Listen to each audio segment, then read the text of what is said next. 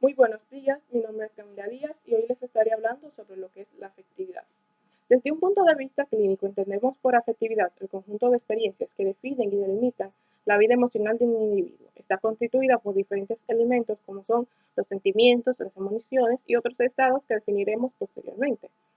Por tanto, la afectividad representa el conjunto de estados y pasiones del ánimo que el individuo vive de forma personal y subjetiva que trascienden su personalidad y conducta, especialmente en su capacidad de comunicación.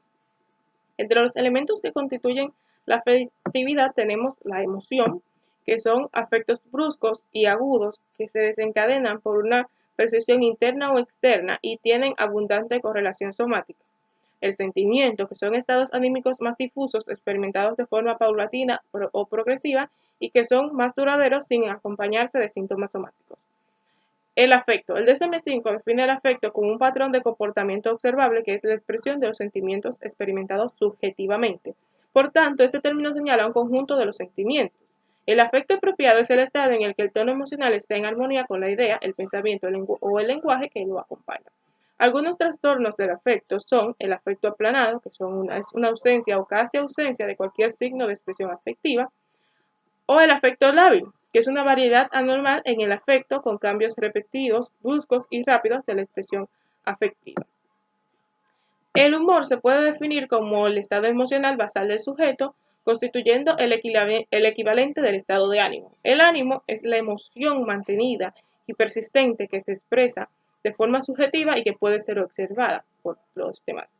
Algunos estados de ánimo está el eutímico, que es el ánimo normal, el disfórico, que es un estado de ánimo desagradable con predominio de la sensación de malestar, o el estado de ánimo elevado, que es un ánimo elevado con sentimientos exagerados de bienestar, euforia o alegría.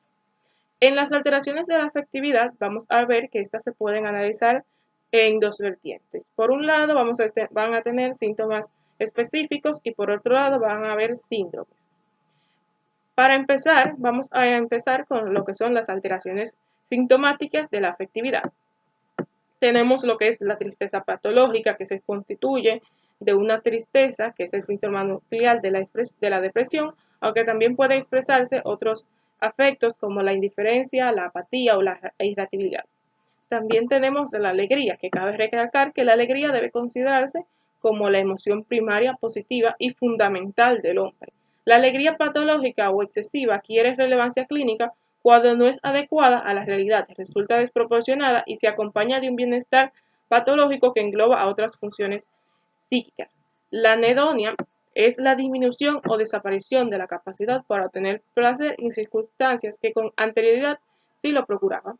La disforia es un síntoma difícil de definir, pero se utiliza para señalar la sensación de malestar que predomina en algunos cuadros afectivos. La inadecuación afectiva existe cuando las emociones del sujeto no se corresponden de modo natural con el contenido de sus vivencias, incluyendo la conciencia de sí mismo y su entorno. La habilidad emocional consiste en rápidos cambios en cuanto al estado de ánimo y en general independientes de estímulos causales externos. También vamos a tener lo que es la rigidez afectiva, que es la pérdida de la capacidad de modulación afectiva. El paciente tiene sentimientos y emociones fijos y persistentes que no se modulan o varían según las situaciones externas. Vamos a pasar ahora a las alteraciones sindrómicas de la afectividad. Vamos a tener el síndrome depresivo, que constituye un trastorno de la afectividad caracterizado por una disminución global del estado de ánimo y que se manifiesta en diferentes planos, tanto psíquicos como somáticos. Es un conjunto de síntomas que se identifican con un estado de humor dominante de tonalidad triste, pesimista o sombrío y de naturaleza diversa. El síndrome maníaco, a diferencia del síndrome depresivo, constituye una exaltación de funciones vitales caracterizado por un estado de ánimo hipertímico o aumentado. En el maníaco, la alegría no es normal, sino patológica e invade las funciones psíquicas.